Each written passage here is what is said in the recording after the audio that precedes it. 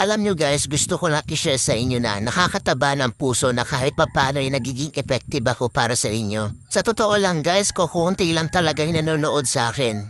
Yung magkaroon lang ako ng 200 views tsaka 10 hearts, masayang masaya na ako nun. Obvious naman na small TikToker lang ako. Hindi katulad ng ibang influencer dyan na mga sikat kung makabenta ay sobrang dami. Pero ako guys, kahit ganyan lang yan no, ang saya-saya, promise. Kahit ganyan lang guys, feeling ko hindi ako napanghihinaan ng loob. Kumbaga, tuloy-tuloy lang, enjoy lang sa TikTok. Sana naman sa mga mahilig mag-check out dyan, sana lang ma-appreciate nyo din kami mga small TikToker na gumagawa ng mga original content. Hayaan nyo na yung mga influencer, mayayaman na yun. Yung tipong sila naka-iPhone 14, yung mga video camera nila, gaganda. Tapos ako naka-Realme, ang labo pa. Support nyo naman ako guys as a small TikToker dito na gumagawa ng original content. Sana ma-appreciate niyo po ang mga video ko. Salamat!